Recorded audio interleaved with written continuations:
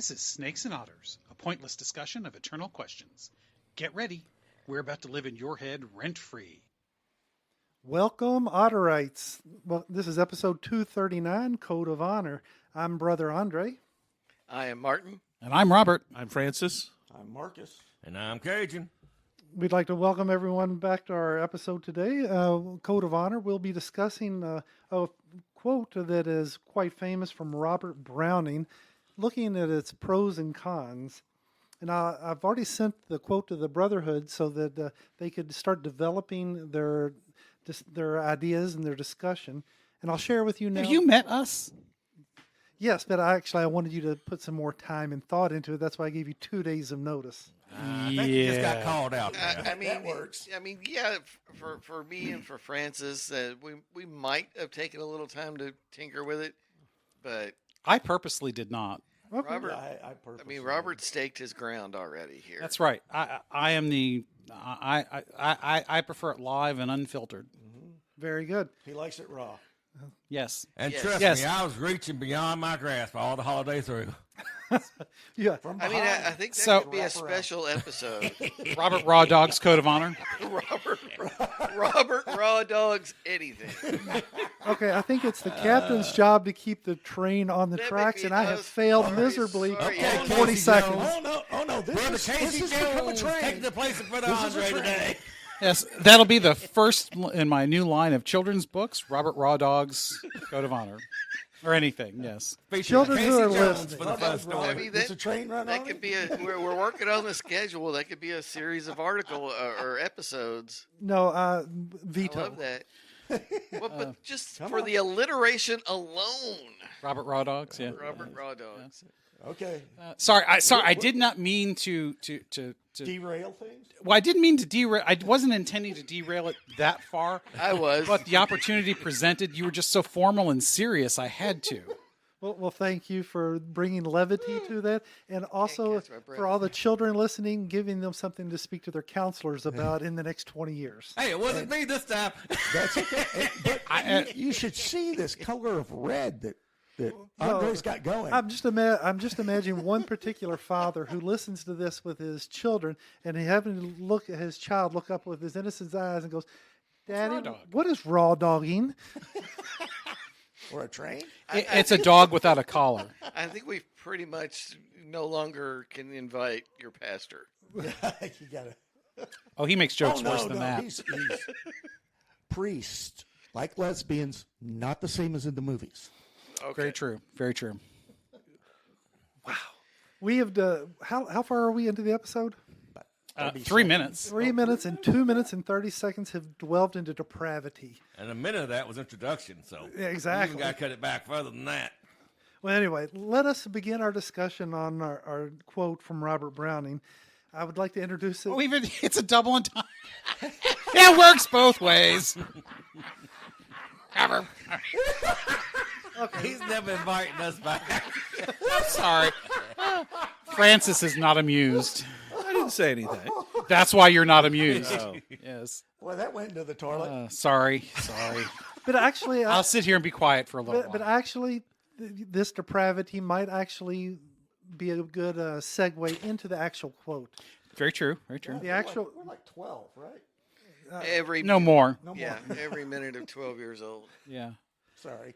the quote as written is, but a man's reach should exceed his grasp, or what's heaven for?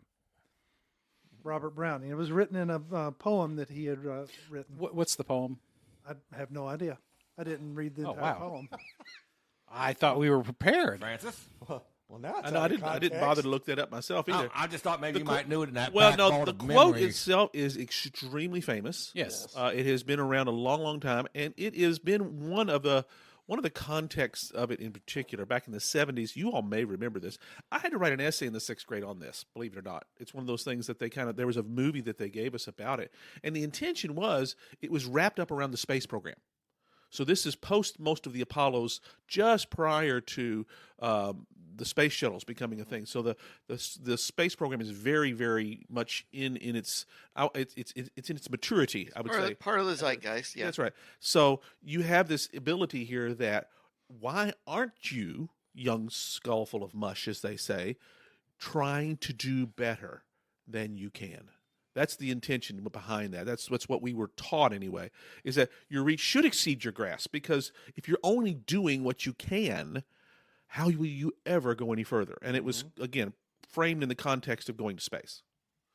Because we wouldn't have gone to space if we did not obey what Browning is saying. That's just a good example. Well, the first half of that, I would say, is practically the epitome of what it means to be an American. Oh yeah, yeah. It's at least up into our generation. But it's interesting is to me is not the first half. It's the second half. We weren't even given the second half in our quotation. No, we were. No, I mean here, but in This sixth line grade. Oh, in sixth appears grade. in Yeah, his yeah. poem Andrea del Sarto. Yes, I'm Sarto. reading it. Okay. That's the poem. Because, or else, what is heaven for? They almost seem. What's the relation? And so I think the second half, because that's not what people would, I think, logically think would come next. Well, heaven is a place of dreams and great Aspirations. aspirations, expectations. Well, yes, the presumption though is that is the one thing you're supposed to be grasping for. The first time I read this as, the American dream personified. Work hard and great things shall be yours. That's one of the reasons the quote's so famous, because it's been Yeah. co-opted. I don't mean that in a negative way. I'm rather a neutral way, because it works. It fits it. Right. Well, and that's what I meant when about it being quintessentially American. But it's spiritual also. But I think that's the primary intent. That's right. Yeah. That's why I think it is that the second part is the more interesting, because we don't think of it in that context. But the context is the thing that exceeds our grasp is heaven. And by parlance, God. Yes. God gives us many gifts that we don't tap into because it's beyond the realm of our dreams. Well, that, and it is, if you want to go in a different direction that is just as valid, I think, is that it is, on our own, we cannot find God. That's what grace is for. Yeah, that's a very salvationist approach, whereas the one you're referring to is a very Jesuit approach, as we just heard when we were on retreat. God is the giver of gifts. Mm-hmm. In fact, that is the primary image for a Jesuit. Yes, God. that is called grace. Yes, exactly. So it's all related and it's all complicated, but essentially that's what we're talking about here, is that you by definition have to strive, and this sounds a little Pelagian, in order to achieve. Am I hearing? Well, it's that? the achieve is the. Wait. Time out. Sounds a little what? Pelagian. Oh, sorry. He's gonna. Word boner. Okay, but I need an explanation. Oh, you don't know this word? Okay, I'm sorry. I don't know. I know. I think I know. Yeah. Pelagius, Educate a heresy from like 300 A.D. Very, very good. Listen Sure? to the Are you sure pagan. you're To the not heathen. Catholic? Listen to the heathen. You're exactly Well, correct. if I were Catholic, I wouldn't know any of that. You're true. This is true. Oh, Good so point. well put. Good So point. well Are you put. sure yes. you're not a cleric? That's right. So, but for the listeners, Yes. please explain Pelagianism Yes. as a heresy. Now, the original Pelagius was a Briton monk under the Romans. Oh, I thought you were going to say Martin Luther. No, this is about the year 400 thereabouts. Yeah. So he's, and he's a monk in Britain, and he comes up with this theory, as so many of these things have done. This is before the fall. This is a generation before the fall. So his theories do get taken back to Rome, and it is debated upon and Yes. essentially condemned as heretical. yes, And that sounds a lot harsher than it probably was. It's basically saying, no, we're not going there. Although Pelagius was kind of persecuted and didn't end well, the man himself. But what it says is, the intent, you can earn your way into heaven. That is the essential way, is that you are free, and the choices that you make as a free person determine your final outcome. Heresy. That's correct. We consider that to be heretical. Well, but like all good heresies, it starts with an element of truth. Because Absolutely. because the That's first why part of it's your co- statement is absolutely correct. That's why this thing has Because there's been neo-Pelagianism, neo-Pelagianism, and it comes back over and over and over and over again. So you remember the King Arthur movie with I know you. Clive Owen? That's Yeah. correct. I knew that's how you knew it. That's exactly right. Hey, if that's what gets you to the dance, that's okay. But you're exactly right. That's Clive Owen, who played King Arthur in that movie, was a follower of Pelagius at the time where he didn't know. He grew up under Pelagius, and that's historically accurate, by the way. Pelagius was there around that time and put forth his theories. He does go to Rome, and it doesn't end well because he thinks he's got the answer, and the church weighs in and says, No. Well, and of course, the appeal is this idea of, as a free individual, making your own choices, which would have been a somewhat, anti-authoritarian, anti-monarchical, even though they would never have used the word monarchy at this time. an anti-authority position Correct. to take, because again, a social stratification was very much a part of everyone's existence. And it was the only way to maintain order as far as the society at the time was concerned. Well, that's always true. Yeah. There's always a stratification that is required to maintain order. Ooh, now that requires a little bit of discussion. I like that. That is Okay, I wasn't intending to go there. I know, but if you think about it, bottom rail on top. well, I mean, that's what we're talking about. In Pelagianism, one of the reasons it was considered so daggone dangerous is because you actually gave the individual control over their destiny. Well, but remember, you have to put it in the context of the church. That's right. Because what the primary problem with that is that it says we don't need the church, but that's how people interpret it, and that's what the hierarchy would see as the danger. But the real danger is that we don't even need Christ. Correct, and that's where, in other words, that's where the heresy comes in, because he's right in that our actions do help determine where we end. There's that operative word, help. Yeah, but not the without primary choice then to make is to accept Christ as the path to salvation. Right. And that is the only action that matters. Yes. Just Yeah, the moral lifestyle is great, but it is not the path to salvation. It is a function of Christianity. It is we are doing what Christ did. Right. It is the result. Yes, it is the idea of that when you take Christ into your life, then it's time you have made a conscious decision of your own free will, and then you begin to reflect that spirituality. Modern Protestantism would stop right there and say, that's all you got to do. You accept. It's done. Once saved, always saved. And what comes after is really irrelevant. Catholic Church says, no. Heresy. You have to keep. They have to be day. both. You must faith and works are united. Show me a faith with no works. It's dead. That's correct. This- Faith read without that works somewhere. is dead. This is one of those things where I disagree with the idea of taking just this line out of the poem. This is a huge poem. Yes, while we've been yakking, Covers- the Imperator here has gone to the original source material and read the whole damn thing while we're sitting here. I'm on my second time reading it through. Elucidate us on the. It is this poem covers just numerous topics. Browning was a romantic, I think it is. He was, yes. This is discussing era. the idea of it's kind of a discussion that they're having between people, and a lot of it covers God, art, love. I mean, it covers a lot. And the setting is Fiesole or Fiesole in Italy, which is a hilltop, a Roman Etruscan city that was on a hilltop overlooking Florence. Okay. And that's where this discussion is framed, it looks like. But this is just Taking the quote out of context. No, it's not taking. It's not that it's taking the quote out of context. Okay. But it is a disservice to the human being to not read the entire piece. Browning is that good, in other words. This, and I've never been a Browning fan, but I wasn't familiar with this piece, and it's a wonderful discussion. I mean, it's so in depth, covering all sorts of things, art, religion, what it is to be a man. The Romantics were extremely thorough And when they grabbed a hold of it. They left no nail I mean, unsmacked. I'm more familiar with his wife's works. Elizabeth Barrett. Yeah. Elizabeth Barrett. Yeah. My wife is more fond of her, and I was not prior familiar with this piece. Yeah, But- I'm not a big fan of the Romantics either. It's a little kind of gives me a toothache. You don't like their music?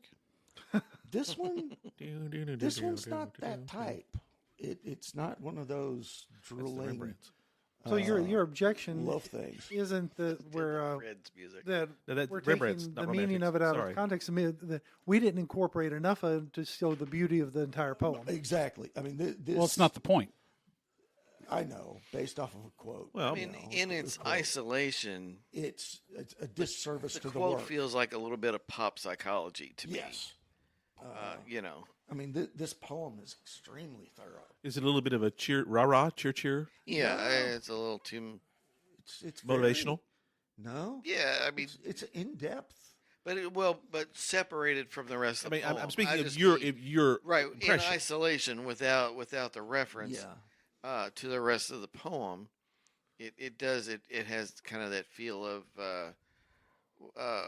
Tony Robbins and Yeah. Well, that self-help books and But I mean, pop psychology. That brings up an excellent point that I'd kept hidden until now.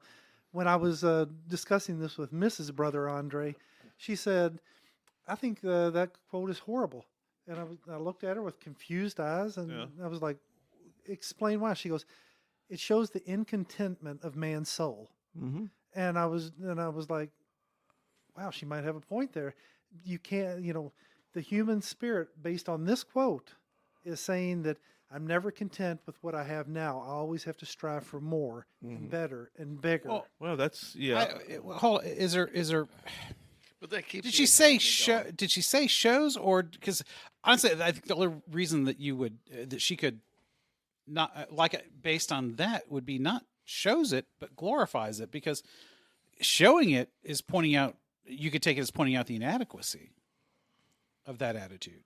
it's human nature, and it's it may, Because I think it is human yeah, nature. it may be morally neutral. I mean, if taken by itself, it's it's hard to necessarily say that. Well, should we hear what Cajun common vernacular has to say on please. translating I would love this? to. Yes. We'd love to hear Brother Cajun. Okay.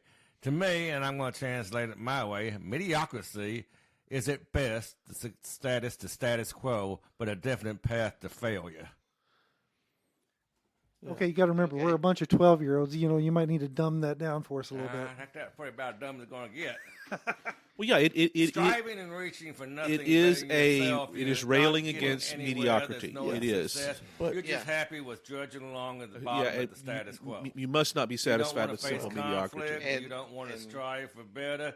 It's putting you in the midline of nothing. Well, the end of that is the part that's really the super duper chocolatey center. Is if you stay on a path to mediocrity, it's not a path to the mediocrity. It's a path to failure. Yeah. It's No. a path to Not the heaven. bottom. Not heaven Well, is the quote yeah. would say. I'm not going to disagree with you all, but I want you to re-listen to the quote with the lens in place that it's okay to be content where you're at. And, you can always strive to do better. But if you don't succeed, it's okay to be where you're at. But a man's reach should exceed his grasp, or what's a heaven for? Right. Can we because not be content Yes. 'cause where you we're can- at? You can separate Well, a material success reaching beyond your grasp from a character and moral success. And I think that's where Brother Andre wants do we- to try to drive us. Do we have the line immediately preceding this? Because it is obviously a response to something. well, it's what it is it's this whole discussion going back and forth about I get it. I'm Raphael. I'm talking immediately preceding. It's what is this in rebuttal to? Oh, I have to look at that. Is what it's because that's what it sounds like, a rebuttal to some point. But anyway, Mrs. Brother Andre's point, I reflected on him for a while, and my first point was what Cajun said. No, you can never be content with where you're at, because you always have to strive for being better, whether morally, business, whatever. But then I was like, but then we're never satisfied with what we have. I think that's an interpretation. Yeah, Because I think that Not anybody who is not satisfied illegitimate. No, with it's- where they yeah. are, it's a very, I would view it as a very arrogant way to look at things because, as Martin is fond of saying, we are all fallen creatures. And any fallen creature who is satisfied with where they are probably will not be satisfied with where they end up. Well, and one of my things is trying to practice gratitude. We did an early episode when we recorded St. Meinrad about gratitude. Yes, we did. Yes, And at your urging. As you rush through life with so many things, especially this season, Yes. as we record right after Christmas, you zoom through life, you zoom through a store, you go out to eat, you got a million things you've got to get done. Remembering gratitude, remembering, hey, every place I go that someone helps me or waits on me, be grateful for their presence. Be grateful for that assistance. Be grateful that you're able to go places and spend time with the brotherhood. And just that to me is attached to this as well. And I think that is where the growth that we don't have to strive for comes from in serving others. And now, personally, my personal reflection is in service to others. And that's where my life is done. And you are a shepherd. No, He's the assistant caretaker of souls, just like we are. I'm the pooper scooper of the flock. Somebody's got to do that. Well, I will say this: the interpretation that Mrs. Brother Andre has put forth does have a presumption that comes with it. It is not. It is correct, but I don't think it's quite complete because it presumes that being static is mutually exclusive from moving forward. Yeah, because you can do both, and we do both you can constantly. You can be grateful for where you are without just being accepting of no movement. I think it. You can always want to move. It misses the complexity of the human condition. Be grateful for where you are. Right. Because the part that she's railing against is one. If it's a continuum, it's the small corner off to the side on one of those sides of the continuum that you are absolutely ignoring, and being ungrateful. That is one part of the pole. The other pole is is constantly meditating on what you have and never moving forward. Both the poles would be immoral, but almost nobody lives there. And grasping for things is a form of ingratitude. Yeah, there's at the north end of the pole. That would be a presumption. Yeah, I mean, I don't think that's where. I don't think one that's of humanity's catching most, the scope. Unflattering characteristics is to be someone who's always grasping for something else, because there's that core of ingratitude that's based on. Right. Your argument that static is the incontentment is equal to non-static and static is contentment. Yeah. Those are not exclusive. You can be Correct. content with where you're at. Doesn't mean you're going to remain where you're at. You can grow at a later point, or in the process of growing, being content where you're at right now. Well, then that goes back to what Martin is talking here about the preeminence of gratitude in this equation, because I think that's what we're chewing around here. The red hot center is that, in Martin's argument anyway, is gratitude is the attitude. It is the end all be all. If you can do any of these things, as long as gratitude is existent, and then you are moral. If gratitude is non-existent, no matter what you do, it is immoral. Is that a fair statement? I wouldn't say it's the be all end all, but I think you're plugging into Essentially. where I was. Yeah, is in that again, if people who grasp for material things, because they're ungrateful for where they are, is very unattractive as a character flaw. But you're striving for something else. You're striving for, say you're striving for a promotion at work. As long as you're doing that for the right reason, there's nothing wrong with ambition per se. It's the motivation behind the ambition. Does it have anything to do with that which you are seeking? Yes. The object yes, of the if desire? If you are seeking to serve the others that you work with to improve that work life, that's a very good reason to seek a promotion. Right. But Browning would imply with his quotation that all seeking is moral.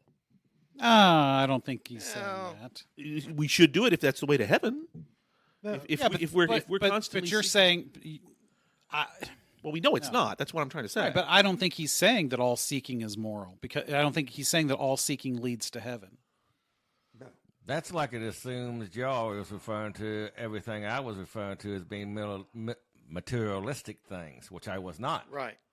To remain stagnant and not strive better within oneself, to improve oneself, to find that gratitude that we were just speaking of, to find that humility, to find that charity. All of that is moving forward and reaching for a betterment of oneself. It doesn't have to be just the materialistic. Well, that's kind of going back to how you poke holes in this theory of his, is if it's strictly material, the object of one's striving does matter. Because if it is strictly materialistic, that may not be moral. It may be, most of those other examples you gave sound very true, and they're, and worthy and virtuous and good. But the act of striving itself is neutral. It depends on the object. See where this is placed in the poem. The discussion, the whole discussion's about art and the art of these two individuals. They're talking. Okay. And they're sitting up on Fire Soul, up on the hill overlooking Florence, Italy. They're painters. And right before it is somebody remarks, Morello's outline there is wrongly traced, his hue mistaken, what of that? Or else, rightly traced and well ordered, what of that? Speak as they please, what does the mountain care? But a man's reach should exceed his grasp, or what's a heaven for? All is silver gray, placid and perfect with my art, the worst. I know both what I want and what I might gain, and yet how profitless to know to sigh.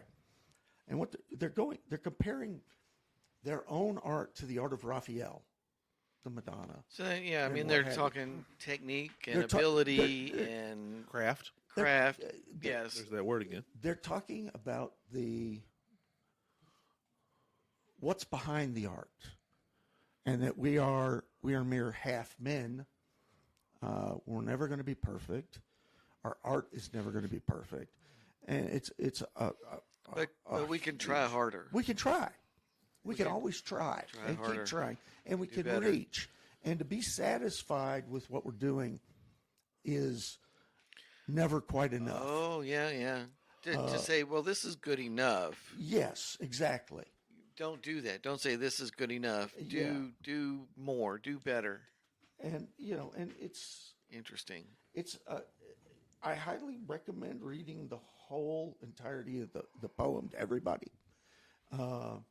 The title, I mean, this is likely the only podcast that's just recited a portion of a Robert Browning poem. This is true, and it's one small section of a very large piece called Andrea del Sarto, and it's a discussion with Andrea. As I'm sitting here listening to the discussion going back and forth, I've developed a split decision that if this quote is looked at materialistic, then it's wrong. But if it's for the betterment of the soul or the person, then it's right. Or humanity. Well, that's why I go back to what I said earlier, though. People always focus on the first half. And that's what I think most of this discussion has done, is focus on the first half. You can't do that.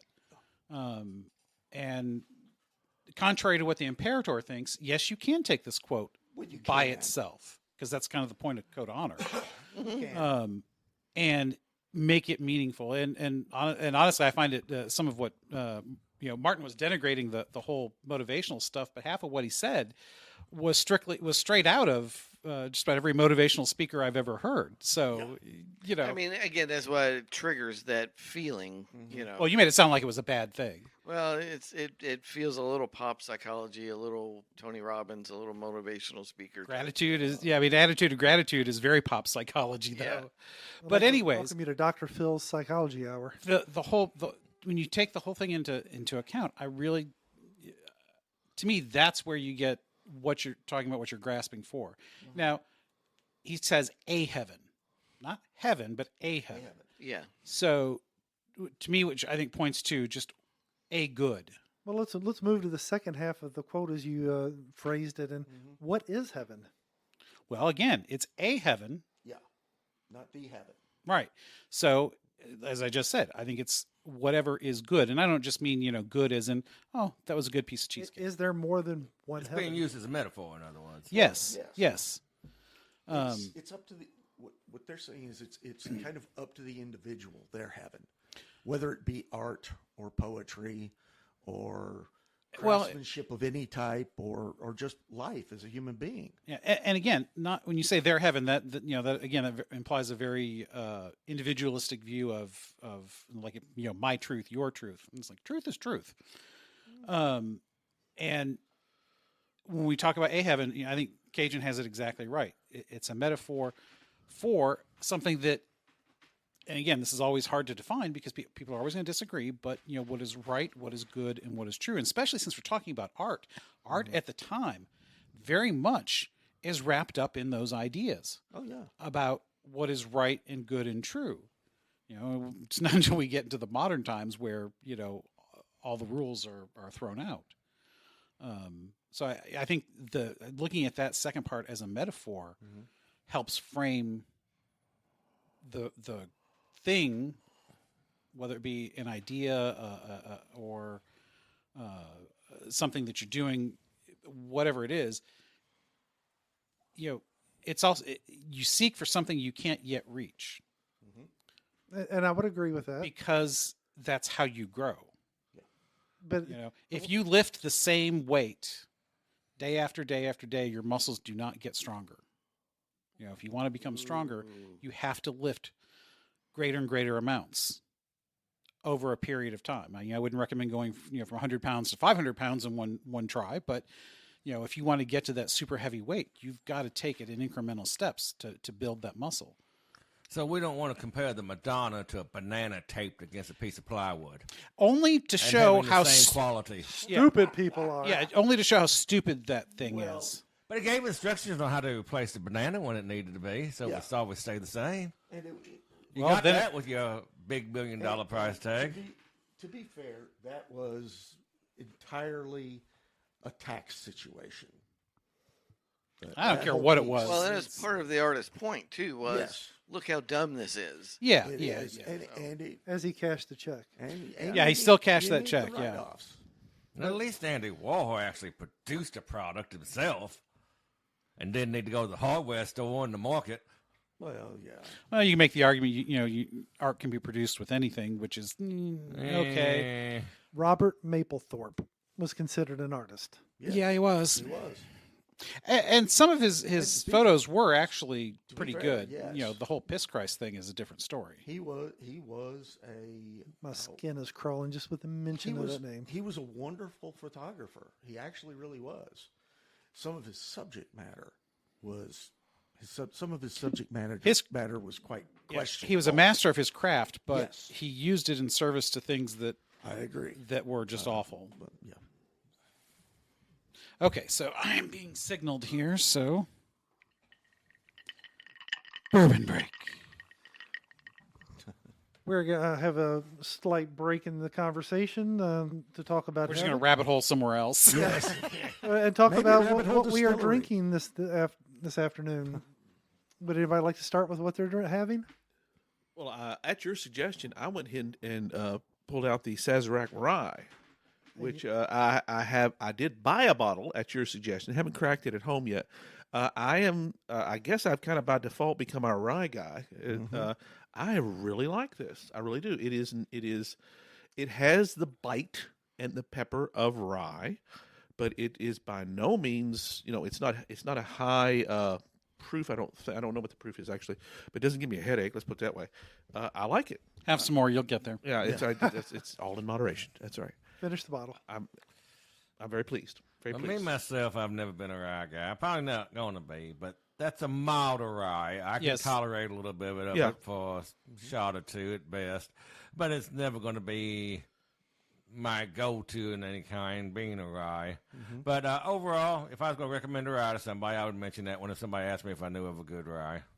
That's Decent fair. rye. But Yeah. then again, Francis like to pour pepper like I like to pour down the snow and salt. True.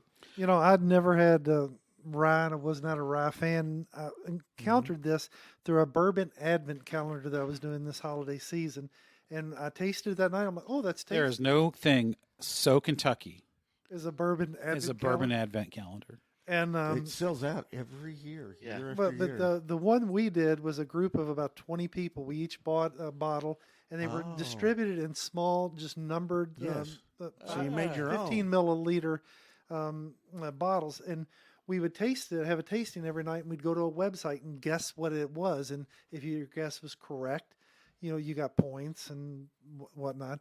And I would have never picked up that bottle and drank Sazerac rye, and I had it. I was like, that is tasty, has a good flavor to it. That's where I landed. Yeah. Yeah, it as close to bourbon as a rye whiskey can get, probably. Well, you've left us hanging. You said there were points involved. Is there something you can win? Well, no, it was bragging rights. Oh, okay. No. I was He thinking can do maybe- that without winning. I was going to say, yeah. And I score. Evidently, this is my first year doing it with this group, and I was voting incorrect. I was picking it, but I was submitting my vote incorrectly, so none of my votes counted. I got 0 points. Oh. But there was a bourbon that I'm intending to purchase to bring for a future show, and it was called OKI. I'd never heard of I've it. seen it on the. I've got a bottle. Yeah, It was It's a bourbon delicious. festival. Oh. yeah, Yeah. It's Ohio, Kentucky, Indiana. Yeah. Blended stuff. Mm-hmm. Mine was, I think, like minimum age is 9 years, Ooh. so And it's that's unopened. It's ready. The BBC is doing, Boystown Bourbon Company. Yeah. They're blending from several Blending different surrounding Different states. ages. Yeah, Yeah. Also, they That's do what that this one also. is All their different products ages. are blended. yeah. Anyway, so my recommendation: Sazerac rye gets a thumbs up. OKI gets a thumbs up. I had tried the Sazerac in the tasting glass that you had. I did not finish it just because it did not speak to me enough. As Cajun said, I think it is very mild for a rye. I don't think it's as good as the Hemingway. So if I were, I would agree on that too. Yes. if somebody asked me, what's a starter rye? It's like, well, yeah, start with the Sazerac because it's not an expensive bottle. It's anything between $20 and $30. You're not going to worry about if you don't like it or not because you're not going to invest the $70 or $80 that the Hemingway is. But it was okay, but it's just not my thing. The pepper didn't really. There's still a little hint of it in my mouth, but didn't stick around too long, which is good. So instead, I poured some of the 1910 that Brother Andre had because that is just such a wonderful bourbon. We've talked about it many times on the show, and it's just to me, it's just one of those Just great things to killer, majorly layered Yes. flavors, and what, $55 usually around? Kroger's has that generally for about 52 right now. Yeah, so between 52 and 55 usually. If you get real lucky, maybe at a what do they call them? The Shoppers Club places, Sam's and Costco. and You might find it in like Find it 48 there. 48, yeah. So What's that in the local Singaporean denomination? I don't have the conversion rate I don't before me either. in Well, front of it me. It wouldn't count. 1,500 import rate would be 1,552 ridiculous. rupees. Yeah. What I'm concerned would be, how much would the Amish have to pay for it? I think they still Cash have to- only. Cash only. Yeah. They're not going to pull out the Visa and swipe it. No. Nope. Cajun, what are you drinking? I went back to the Pappy one more time, except I did over on the rocks this time, see what it would do when it bloomed. And when it first started out, I was getting the same notes. The more it bloomed, the more citrus and tobacco came forth Yeah. in it, Yeah, the most tobacco, definitely with the yeah. blooming, because I just did mine neat the last time. So I wanted to test the difference between it with that. Good experiment. And Yes. which do you prefer, sir? It's going to depend on my mood. Okay. It's gonna depend on, I kind of like starting out neat, and then if I did a second one, I'd probably go back over the rocks with it for that little Yeah, different experience, actually. Pappy's, I was always a neat drinker. Yeah. Yeah, I always think I found liked it it sacrilege with to ice. put ice in it. The best. It was so mellow. It is. I mean, it's clearly a 10-year-old whiskey. Yeah, You know, most definitely. with that mellowness to it. Martin, what were you drinking? I rated your bar there for a little E.H. Taylor. No wonder your cup's empty. Yes, it was a huge favorite. We've discussed E.H. Taylor. And that's the small batch, right? Yes. Yes. Several times. I mean, just smooth and tasty and complex and just so many things going on in it. I love it. Yeah, I'm definitely hoping to get out to the distillery this coming week to get a bottle because I have been wanting to put one on my shelf too. And Martin's looking rather relaxed after that. He last is. Well, pass. between all that food and the bourbon on top of it, I mean, yeah. I hope you got to place some pillows and blankets for us. You know. Well, Yeah. like I mentioned to you all previously, your arrival early this morning. 2 hours before you arrived, I had 6 people sleeping in this house for a holiday guest. So Perfect. I got plenty of air mattresses and guest rooms, and He kicked out It relatives just might for be us. necessary, yeah. Because, I mean, after Pappy 10-year-old and then E.H. Taylor and then a quick snort of that rye to taste. I mean, it's not quite like doing a tasting at Studio R, but Yeah. Yeah. I mean, so you might have heard me slur a little of those arguments with Francis there. well, Francis and I have our best arguments when I'm hitting in the cups. Yeah. That's very well put. Yes, in your Yeah, cups. yeah. When I've been hitting it pretty hard with, I come at Francis, let me tell you something, boy.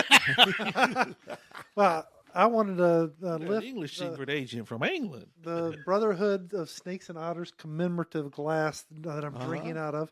With Limited edition. limited, the only 6 in existence are in our possession. That's right. indeed, and they'll be locked up in the safe, so don't try and steal them. Now, that's true right now. That could change in 7 days. There are people smart enough to figure out, go ahead and do Oh it yeah, themselves. yeah. If they won't be in this font, which we shall not disclose, to spot. Somebody might get lucky. Somebody's Well- always getting lucky. Yeah, there You are know- only about 6 choices on the phone. There's, but it brings something up. Shot, huh? But none have been touched by our holy hands. That's true. 66. That is true. Okay, listeners, so send us your glass with a bottle of what you want us to try, and we will Christian it and send it back. How's that sound? That's awesome. Now, that is a very good thing. That's Yeah, correct. Excellent. You know, that's one thing we have never asked. We'll even sign your glass. Yeah, Or your listeners. bottle. We need to ask the listeners, what bourbon Oh, we've asked that. do you want us to review for you? Yeah, I just don't think anybody's responded. But email us, snakesandotterspodcast@gmail.com. That's right. Email us a bourbon, and we'll see what we can do about getting hold of it. You know, Yeah. the show has taken off the last several months In Singapore? in our everywhere. Everywhere, yeah. Our downloads have shot up. What's our latest total? latest total? We're up. Well over 10,000. Yeah, it was 10.5, 10.6 the last time I Yeah. looked. Yeah, so. So we're probably a little bit higher than that even. Man, them bots like us, don't they? Well, I'm presuming that every one of those downloads is a real person. So does this mean that we are feeding the AI overlords to come our thought patterns? That to would be work my on? Wouldn't yeah. Wouldn't it be That's nice? scary. Wouldn't it be that's nice? scary. Yeah. Yeah, that could be scary. The I know benevolent- John Connor's mother's address. I want to take over Now the there's world. drones flying overhead. Yeah, I want to take over the world and let you do whatever the hell you want to do. That's right. The That's right. libertarian dictator. Yeah. But the whole discussion on the glass brings up something that Martin and Francis and I talked about when we were on our excursion to the Holy Land. And we have talked about doing merch before, and it really doesn't take much to get some merch onto a site. And it's something for the coming year, because we're here at the end of December. I think that'd be a great thing for us to reach out a little bit beyond our current grasp. And see how I brought that, Aaron? Very well put. And put some merch together, and it's also a great way for us to get stuff for ourselves. And then if anybody else wants to buy it, great. He says as he's wearing a Snakes and Otters podcast hoodie. That's right. That's the Yes. old one. Yes, this is old school because it's That's only got old. the 3 hats. Only Yes. 3. So that comes from Louisville Sporting Goods, I think is the Yeah, name yeah, of I the think that's business. Wow, that is dating it. They've been out of business for 5 years at least. No, Oh, no. No, Shively Sporting Goods. I'm sorry. That's Shavely. Yeah. Louisville Sporting Goods was over, I think, on like Hikes Lane, the Taylorsville Road area. Yeah. And the fella did uniforms. I think his name was Warren. He did uniforms for DuPont Manual's archery team, and we went back to him for the original OG Snakes and Otters merch. Right. And so that was. So he did the archery team stuff. Turn around. I want to see if there's a bullseye on your back. Nope, there is not. Nope, Okay. nope, There's not. nope. But I mean, I have DuPont Manual archery jerseys hanging up in the closet still, and jackets. So I went back to him for the original merch, and then now we have the glasses merch. So we have to, I mean, Robert, move us into some e-commerce platforms there, dog. Well, and on You a can side raw note, dog some too, I've e-commerce. officially Raw dog some established e-commerce. My new S Corp. So future details that come in, I'll be having my own merch out dealing with that too. There you go. There you Go go. for it. Awesome. Wonderful. Let's wrap up bourbon talk and return back to our discussion of Robert Browning's Peril on the Human Condition. And I wanted to delve into something I started talking about, but I don't think we got a satisfactory answer. What is your definition of heaven? Our definition or Browning's? Well, if it's something that we are striving for to reach, a heaven, it should be our personal definition. Well, I think that, at least for me, I took that. I mean, you mean capital H heaven or the a heaven that he is referring to? I am not. Heaven I on didn't earth? capitalize. I didn't give a definition of the word. That's Tell- why I please, asked. Okay. I want to know what your heaven is, whether it's a little h or big H, or give me both. He's looking at you, Francis. Oh, he's looking at me. Hey, looking at you, kid. All right. Well, I mean, the capital H is somewhat already clearly defined, Well, as best as we can. as best can be done Let's here. assume that we're talking to the ignorant. Oh, Define- you want me to define it? You want me to go theological to me? Well, I- Whatever, however you want to. Well, I want you to tell me what. Teleological, eschatological, whatever you want to do. well, to use Word boner. the Catholic terminology on Pharmacologically? that, we would call this the beatific vision. It is something that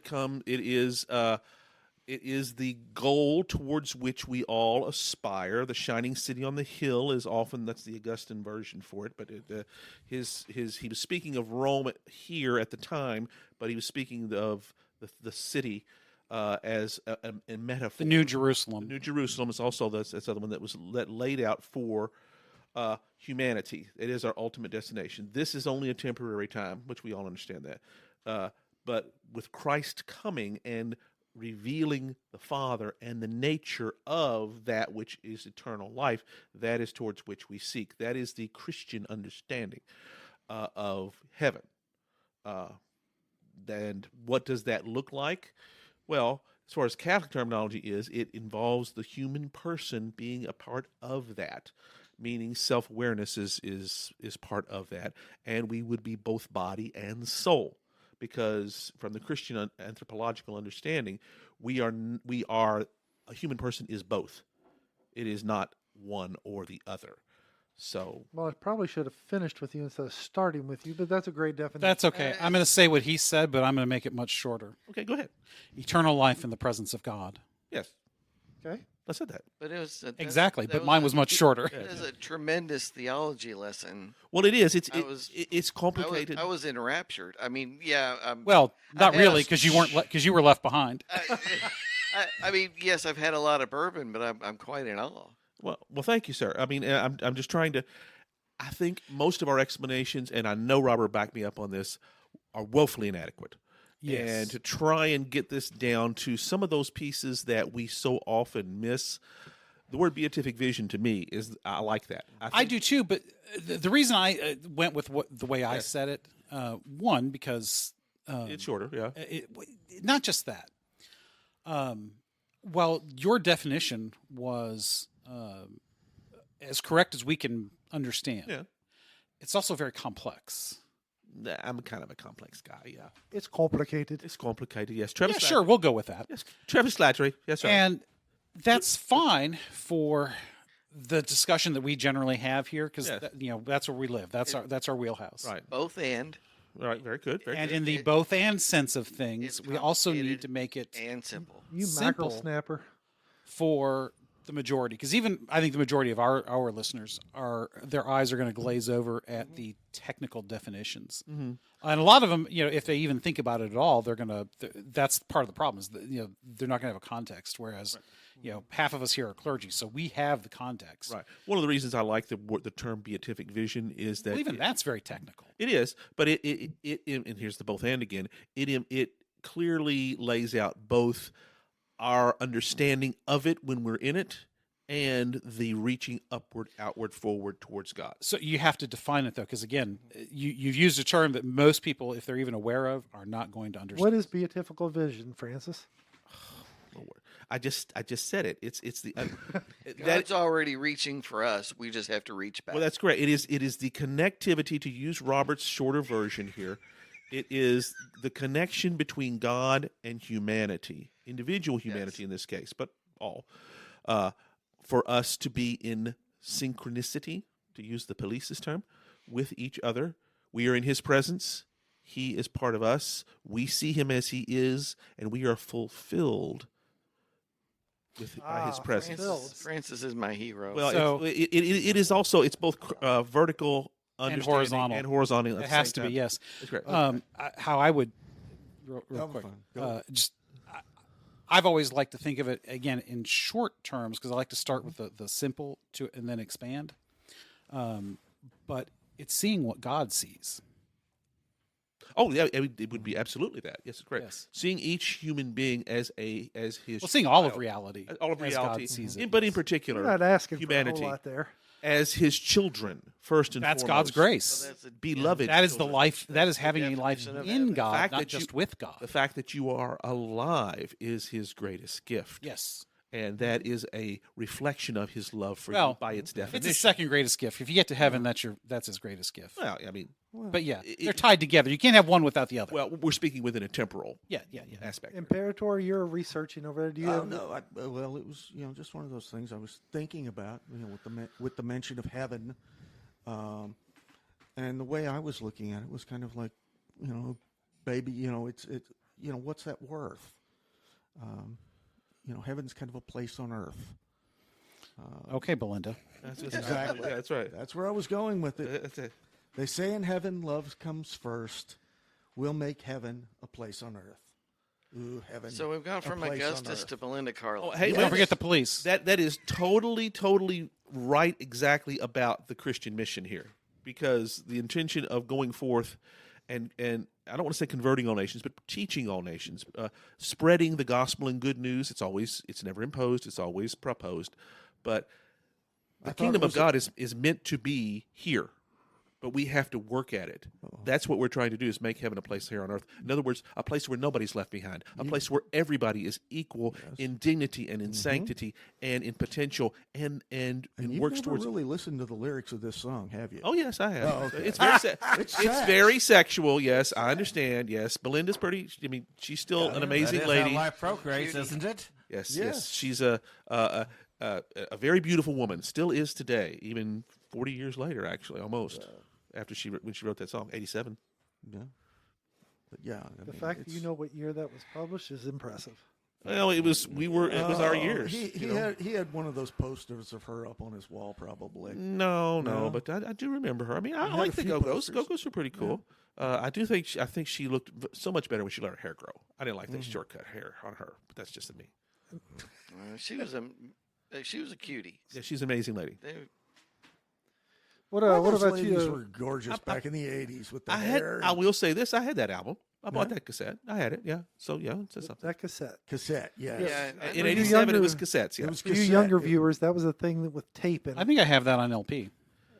Yeah, that was right around. I wished I was moving away from that because you can't listen to LPs in the car. And that was all. No, but if you buy the LP Excuse me. That's and you a- record it Yeah, to you tape, couldn't listen to the LPs then in the car 'cause LP he is had an pristine 8-track. for longer. That is true, but that was a lot of work, and I just didn't do it. So Really, this from the man who has recorded every single Star Trek on audio I was and too- splices them together. Yet recording the LP to cassette once is too much work. Yeah, it was. That's right. Because Okay, I'm just. it was a question of cost of return. I mean, because I listened to those all the time. This one I probably would not have, because that's kind of why I bought it. I'm thinking I like this. I like 2 of these songs, like 3 of these songs. The rest of it, we'll see. It was a test. Thank you, Francis. Cajun. Cajun, what about you? What is your definition of heaven? Well, I am a steward and a conservator of the land and the wild things. I always have been. What's within my purvey. So get off my lawn. And that generated a That's my thumbs up heaven. from Martin. Amen, brother. Amen. Martin, what is heaven for you? I have no idea, I just stole his thunder. but certainly being in the presence of the Brotherhood and some fine Kentucky spirits lifts my heart. So we'll just put it at that. In the wisdom of all of your definitions, I've come up with even a shorter definition than Robert. And heaven is peace. Just that word, Yeah. peace. Yes, I would not disagree with that. And I that don't would think it's just that would cover most of our definitions. It must be that, in fact. It has to be peace. In the presence of God, my soul is at rest. As it was famously quoted. Then at this point here, when you rest in there, our souls are restless until the rest of Rest you. in That's you. Augustine. Yeah. But achieving that, Robert Browning's quotation becomes irrelevant. Well, yes, once you have achieved it, yes. Once you have achieved that, But you can only achieve it after we're done here. well, that's correct. So, Unless he comes back right now while we're still alive. But, That You moment know, has passed. But you see, heaven and perfection are always out of reach for humans. You are correct. here, correct. You're absolutely. But that Heaven does is a not gift mean. given. But that does not mean we do not. You're right. The kingdom of God cannot be achieved here, but we strive. still try. I mean, to quote Tennyson, to strive, to seek, to find, to not, and not to yield. There it was. It was imminent as the Esther time. Yeah, that's right. That's what he said. he did. Yeah. Word boner. He's thank you for giving me that. That's right. Yeah. Well earned. He slurred it, but he got He it slurred out. it. Yes, he did. He did. I thought about pointing that It's out. the That Sazerac would- rye. That was just a mechanical dysfunction of the equipment. His equipment. Yeah, his equipment. Imminent My as equipment the Esther functions. time. Yeah. That's fine. Yeah, Thank exactly. you. I don't So, believe in equipment is failures. Browning's statement true that we should strive to do better, higher, purer, to achieve that which we define as heaven? Or Well, should we Francis, give me the Tennyson again. You Or seem you to can have accept it mediocrity. yeah. in I do. memory. It's from his poem Ulysses. It's in Babylon 5. That's why I know it. To strive, to seek, to find, and not to yield. So also it plugs right into Roosevelt too. Then the man in the arena. That's right. Yeah, activity is required. You never stop trying to go further. I mean, is it motivational? Yes. Is it context? Does it need to be contextualized via subject? I think so, because you can't. But the I act of agree. seeking itself I is agree. not an exclusively moral good. Although I think in most applications, yeah, it probably But is. making the most out of your gifts, striving to make the most out of your Oh abilities. well, yeah. I mean, is a moral. imperative actually Imperative, to yes. steal from Kant, God bless me, because if you're going to read through Scripture and you read one of my favorite parables, a parable of the talents, those who bury their talent and refuse to work on it are pernicious. And yeah, To Word say the boner. least. okay, yeah. I mean, think about it. I mean, we know this. Those of us know that Scripture, and we should all know that the guy who does not, he's given something. It's not as big as others, but all he does is ignore it, bury it, and say, okay, and for whatever reason, when you're not given his motivation, because it doesn't matter, he did a bad thing. We are given his motivation. Well, it's true, you Fear. do, because he Yeah. says, "I know you reap." It's fear. Fear, because I know you are harsh. You reap where you do not sow. Therefore, I I took your talent. I hid it, I put it, guarded it. buried it in the ground, and here it is back. And he didn't even do the bare minimum of putting it in the bank to gain interest. Precisely, that's Well, correct. But you see There was what- no bank to gain. I mean, you interest. could have taken that and sold short and made But some. me- serious- Well, and that's what the master says. He says you could have at least put it in the bank, and got interest, No, and you could have sold cattle Well. shares short, just like Hillary Clinton, and well, To be fair, Turned your $100 into 100,000. there you go. to be fair, the one thing that stops most people from striving in their talents or anything is Preach it, fear. son. Oh yeah. well, absolutely, and, Fear and, is the much. number well, and one that is thing. part of the parable. Is Yes. saying, "Don't you dare be afraid," and that is very Christian, by the way. Be not afraid. We know that, and it's recognizing that you are given something. Everybody's given something. Do not let fear control that, because you were given this for a reason, a positive reason. Just like Clark Kent was, Kal-El was sent to Earth for a reason. His is a kind of a big Oh, deal. You mean like in the days of Jack the Ripper? We don't know what If Jack. the gaslighter failed to do his job, we'd all be in darkness. Well, there are many of those that. You gotta think about there that one are for a many moment. who choose evil. I submit to you, one's purpose, God's purpose anyway, is never evil. Never. Well, by definition, it can't. It can't be. Therefore, No, I'm saying the gaslighter failed to do his talent of lighting the gas lamps, put the streets in darkness. Yes, well, that's which is what That helps. was about the time period That's we had that's the a gas job. lamps all down I don't. the streets. I don't in necessarily London, say is what that's. I'm saying. That's not. In all you things don't- that we you can do, blow we should do yourself with up great easy enough. excellence. Yeah. Yes. I mean, you're dealing with gas and everything. You can blow yourself up, catch yourself on fire. It's a talent. Not everybody can go light the lamps, I'll bet. I suppose, but to me, it's just like It's a minimal example of failing to use your talent and putting everybody in darkness. So, do we take that discussion we're having about using your talent in the face of fear and apply it to Browning, that we should always strive to be A, content in what we're doing, and B, striving to grow and become better at what both and. But yes, Okay. both and. It takes yes. us back to one of Francis's favorite words, craft. Yeah, it You does. know, we've explored this quote both on both planes, a spiritual, theological, Yes. teleological, whatever plane, Right. but also on the plane of craft of yes, That to be a really great at a craft, you have to reach beyond where you think you are. Right. You And you that think might you're be this good, but if you reach farther, you could be even better. Well, craft itself might even imply a holy purpose type of thing, not necessarily theological, but a worthy purpose, a virtuous Yes. purpose. And as something we've said, art should have a worthy purpose. I would not say, and you feel free to argue with me, but I would not say that a serial killer that works on his craft is actually doing that. Right, right. You know what I'm saying? Well, by Unless you're Dexter. definition, though, a craft should be some sort of skill that benefits. Well, I mean, it's the benefits part that Yeah. because you can get better and better at serial killing. That's kind of Yeah. what they do. But as Cajun just said, then there's the example of Dexter. The better he got, the more murderers and and that's the whole reason that series is there, is Yes. to try and put these moral inversions But- together to explore. Like, wait a minute, what is morality and what is have you. morality? Yeah, But I would posit this. I think Brother Andre and Martin might have been a little, and Francis to a degree as well, might have been a little too grandiose. I'll freely admit that. Yeah. Well, Sure. For okay, myself, yeah. I Let was- me rephrase that. They were too grandiose. You were normal. No, I was very grandiose. That's the only way I was. That's why Cajun kind of knocked me off my pins by going Right. into an ordinary example. But That wasn't his- where I was that's his going. job. I mean, I set him Yes, up. but go ahead. no, Sorry. go ahead. No, ahead. no. No, go ahead. Go I ahead. Go ahead. No, apologize. go ahead. Okay, ladies, Go pick ahead. one. Okay. Imperator. I think we're looking at this as the external things that people are doing and what have you. A lot of it, as opposed to We are. Yes, we are.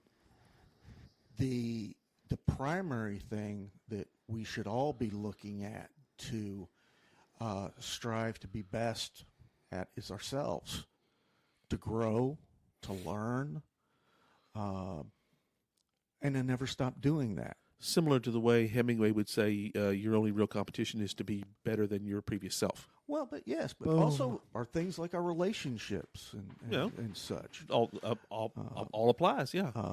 And just those very basic, simple things can really be glorious when we work on them. A temptation overcome is Sitting here is one of the greatest things that's ever. I can't remember the quote on that, but happiness. Paraphrase. Happiness is a temptation overcome, resisted, something like that. I mean, it's a Yeah, I've heard that before. yeah. It's not exactly right, but it's done within the context of sin and forgiveness and mercy. But it also works for discipline too, and it works so in. You're speaking of internal things, family systems things, relationship things, all of the above. And I think that's absolutely true.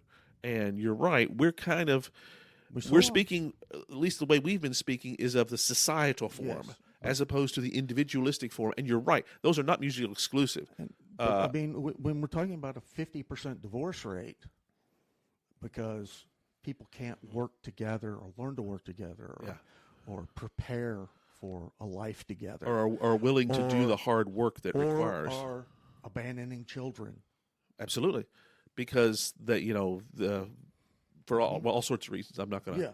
I don't even want to speak those things I don't need to be, because there's so much beauty in all of that, and now we've got. Let's go back to Robert. Curtis. We've covered that pretty well. What I was going to do. We're good. Okay. We covered that. We covered that. Any last reflections on Browning's points, pro or con? Why are you looking at me? I'm just looking. You're right in front of me. Well, with that, you are the hammer. You're very with good that at being it. said, Yeah, since we very appropriately. started on a note of depravity, I think we should finish with a dad joke for all the families out there. Sure. And I'm going to start by telling you that, in preparation for today, I hired a limousine to go pick each of you up and bring you here to Studio A. But after I spent $500, I realized that it didn't include a driver. So I spent $500 and I don't have anything to show for it. With that being said, Yes. what is next on our agenda coming up for the we are going philosophical again. This is one of Martin's deals here. You're the one that put this together. We're going to talk about Camus, Albert Camus. Albert Camus. Albert Camus, which I'm really excited to do this. I've not read much on him, so I know that we're going to talk about that and a lot of his philosophies. It's a very modern form here, so will bring us right up to date to the modern times. Looking forward to this, so be here next episode. We hope you enjoyed another pointless discussion of eternal questions. Remember, new episodes drop every second and fourth Friday at 6 a.m. Eastern, just in time for your morning commute. And every fifth Friday, we drop a special Hoopajube episode. Spread the word we are on all the major platforms, and leave us a review. That helps others find us. We're also on Instagram, Twitter, and YouTube, as well as our website, snakesandotters.com. Join us next time, same snake time, same otter channel.